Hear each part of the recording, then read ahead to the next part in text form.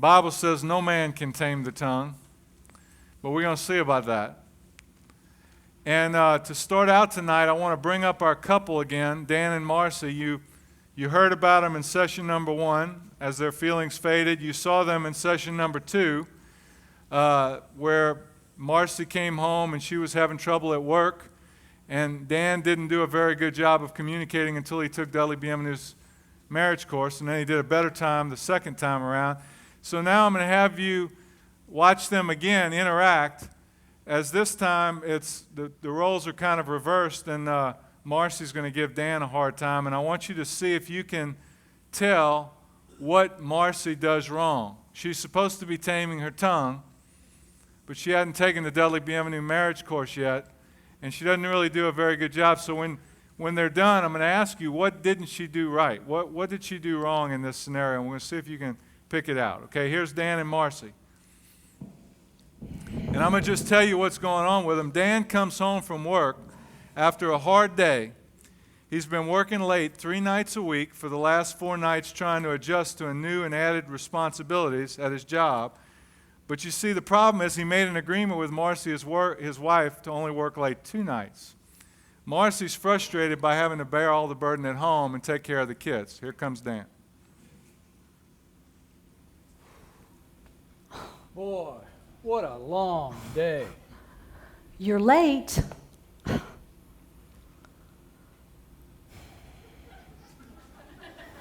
Is that what I get when I come home? You're late? I've been working like a dog. This working's about ready to kill me. If I don't do something about it soon, I'm going to die. I thought you were only going to work late 2 nights a week. Why are you home so late anyway? We had an emergency with a client. That pushed me back, and then I had to make a bunch of phone calls. Aren't you using that organizer book I bought you? I mean, why do you schedule yourself like this anyway? You need to schedule yourself differently so this doesn't happen. It was unavoidable. You wouldn't understand. Look, there's some things I just can't control. It seems to me that you need to schedule yourself so that you make your telephone calls during the day and not after work. She really doesn't appreciate how hard I work. Doesn't she realize that I do this for both of us? Great. I haven't seen him in 3 nights, and now he's walking away to pout? What about me? I don't get to walk away from the kids and my responsibilities. They go to bed later that evening, not talking to each other, hugging their respective sides of the bed with the Grand Canyon in between them.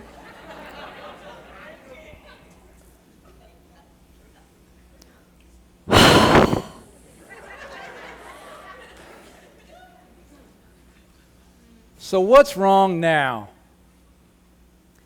You are never home anymore. Look, I've got to work late. If I don't, I won't learn the new job. If I don't learn the new job, they might demote me or fire me. All right, let's give them a hand.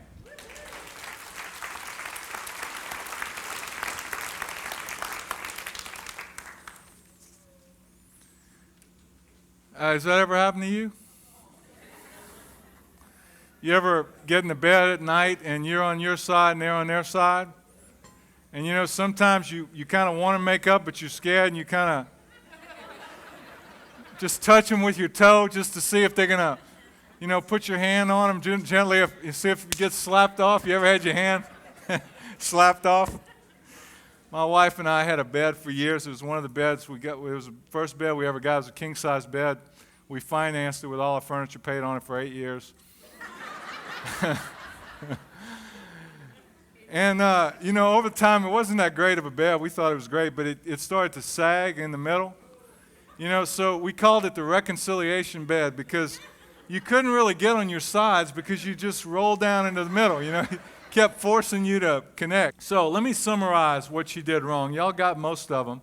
She confronts him right when he walks in the door. That doesn't work. She doesn't share her feelings directly. She's really upset about him breaking his agreement. But she never says that. Her anger comes out sideways in little, comments in her tone. She's angry, but she's expressing it indirectly. She's not really saying what she's upset about. Y'all with me? She interrupts him. She asks him what went wrong, and then she doesn't give him a chance to finish. I watch women do this all the time in my office. I'm not talking about you.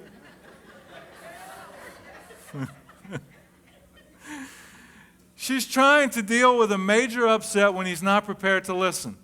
He's too tired, and she's trying to deal with a major upset, not the time to deal with it. She's thinking only of herself and her struggles and not of him and his struggles. Now, he did the same thing in the scenario last week, for those of you who weren't here. And she communicates her main upset in a negative you statement in bed when he's even more tired. She says, "You're never home anymore." It's that one of those you statements. It's an attacking type statement, and it's done at the very end of the day when he's at his tiredest in bed. I'm a firm believer that you should not talk about problems in bed. Bed is for two things: going to sleep and... That's my theory anyway. Some women, women think talking about problems is foreplay. It doesn't do that for me. For women, it is. My wife used to say 20 minutes of talking about problems, Deli, makes me feel close to you. It makes me warm up to you. It's foreplay to me. So like I'd have my watch, Honey, are you excited yet? It's just, I'm not excited at all. Doesn't work for me. But you know what? If she comes across that way, what does she expect to get back? I mean, what is she expecting? Is she even thinking about, is this going to get me what I need? I want to submit to you that the way she went about it is not going to get her what she needs. So, anyway, tonight is Taming the Tongue. Proverbs 18:21. If you look on your outline, Proverbs 18:21 is a scripture that many of us are familiar with. It says that death and life are in the power of the tongue. Think about that. Death and life are in the power of the tongue. What that's saying is your words are very powerful. They're a lot more powerful than you realize. God spoke the universe into existence. He created us in His image. The Bible talks about words have creative power. They have a power to literally hurt or heal. You can fill in the blanks on your outline. Words can hurt or heal. They can tear down or build up. They can criticize or compliment. They can express harshness or kindness. They can speak truth or lies. Words can produce life or death. They can destroy, they can build up. Do you think about the words that you speak? You ever heard sticks and stones can break my bones, but words will never hurt me? Boy, is that a lie. How many of you have been hurt by your spouse or other person's words, made to feel about that big? How many of y'all have said things that you wish you could take back? Many people have been hurt by words. My question to you is, how well do you do with your spouse or your partner in controlling your tongue? Do you tame your tongue with your spouse? Do you speak words that heal or build up, compliment, kindness, truth? Or do you speak the opposite more often? What would they say if I asked them? You remember the scenario, not tonight, but last week? You remember when Marcy was having trouble at her job and she was really, struggling with these two employees that didn't respect her, and her boss, the one that used to be the boss, was undermining her. And she comes home in pain, and she's sharing all this pain with her spouse, her lover, the man, that she's looking for some support. And how does he respond? What does he say to her? He says, "You really shouldn't hate people. You're probably taking it too personal. Don't you think you're overreacting? Calm down. You just need to forgive her and let it go. You're in charge. Fire those employees if they don't toe the line. You're taking it way too personal." Real words of life, don't you think? It didn't help her at all. As a matter of fact, it made it worse. He was trying to fix and give advice, and he was reacting. He wasn't listening. He wasn't listening empathetic. He wasn't thinking about her. He was thinking only that she might quit her job. And they need the money. And as a result, his words were not healing. They were not edifying. They did not give grace. They did not help her. They produced death. She got more angry and she went away. And you know what she did? She went and called a girlfriend who would listen to her. That's what ladies do when you don't listen, guys. Women were polled, by the way.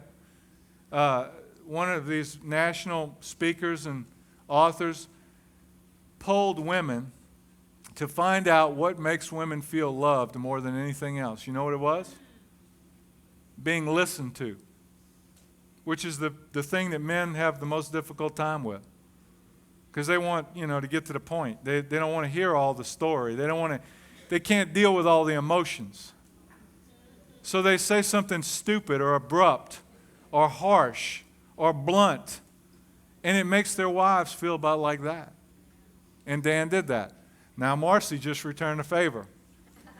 But I want to rewind the tape, because before Marcy got this job, I want to give you an example of how words can produce death or life. Another example, as if it's not clear already. And this was when she was thinking about taking that same job that you saw her come home and share her struggles with her Dan. And before she was taking the job, she kind of knew the situation, and she was feeling real insecure, as women sometimes do. And she was nervous. She was freaking out and fretting. And in one of her womanly moments, she vented all of her negativity, her fear, and her upset with her husband.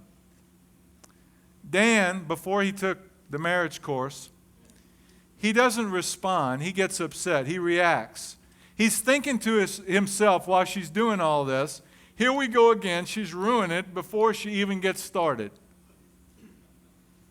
And he responds aggravatedly to his wife, impatient. And this is what comes out of his mouth. Come on, honey, it's not that big of a deal. You haven't even started yet. Why are you getting so flustered? And you know what it causes in her? It makes her feel bad. It makes her feel more insecure.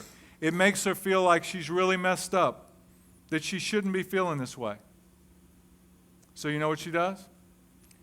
She goes and cries, and then she calls one of her girlfriends, Sue. And Sue listens to her for 30 minutes first, validates and affirms her feelings, lets her cry, and then Sue says this, words of life. Well, Marcy, I think you're perfect for the job. I believe that God has called you there to make a difference, and He's going to use you to impact that office. Hey, even Moses felt inadequate when God called him. It wasn't about Moses' ability anyway. It was about what God wanted to do through him.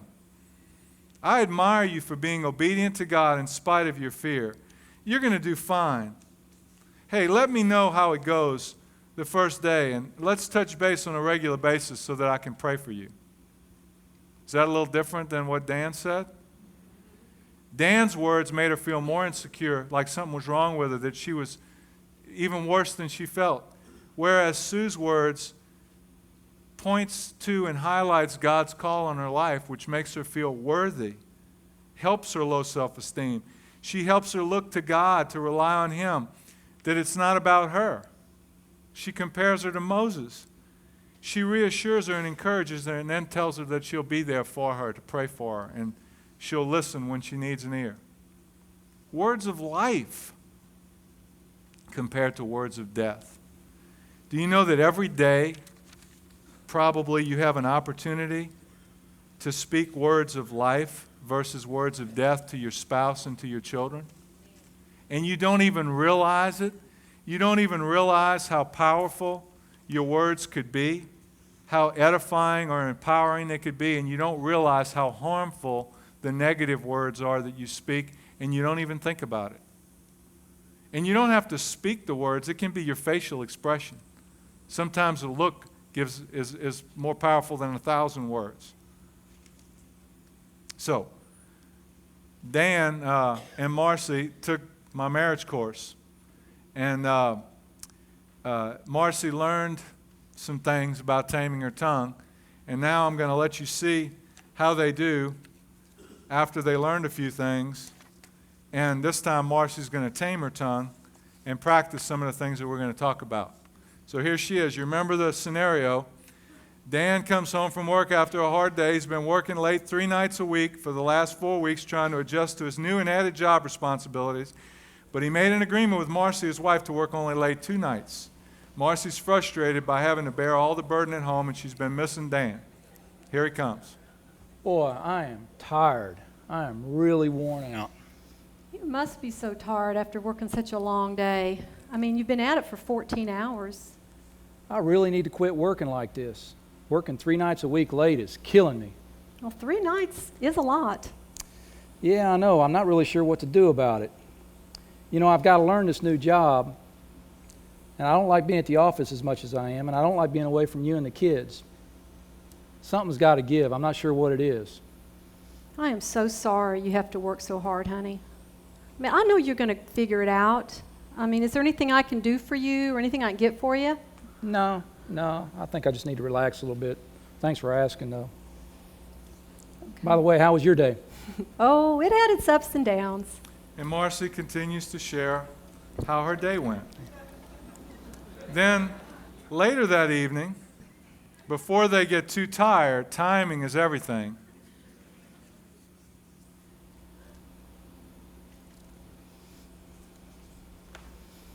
By the way, why were you so late tonight? Oh, we had an emergency with a client. I worked on that through my break. That put me back about 45 minutes. Then I had to make a couple of phone calls. I forgot to call you. I'm sorry. I really should have called you. I was a little worried. Yeah, I know. I'm sorry. Will you forgive me? You know I do. It's just that I need you, and I really miss you. Pretty different from saying you're never home anymore, huh? Tell you what, let's get rid of the kids this weekend, and you and me will spend some time together. How does that sound? Okay.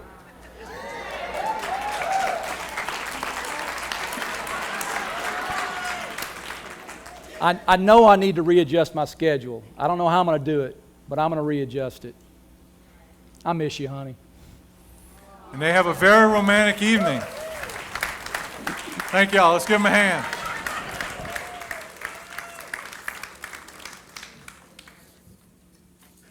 A little bit different. What worked this time? Let me summarize what y'all have said. There's one other thing. First of all, she mirrored his feelings. That's what we talked about last week. She really listened. She recognized he was tired, waited for the right time. She tried to be pleasant. The first 5 minutes set the tone. She tried to be in a giving mode. And when she does communicate what she's upset about, she doesn't attack. She approaches him in a respectful way. She shares how she felt and then how she feels. She shares and focuses more on her desire and her need than her frustration. We're going to get to that next week when we talk about resolving conflicts. Very important. Most people focus on the frustration rather than on what's really underneath the frustration, which is what she needs. How different is it to say, I really need you and I miss you, as opposed to, you're never home anymore. You're never home anymore is an attack. Saying, I miss you and I need you is me sharing my desire. I mean, which do you think he's going to respond to? I'll let you be the judge.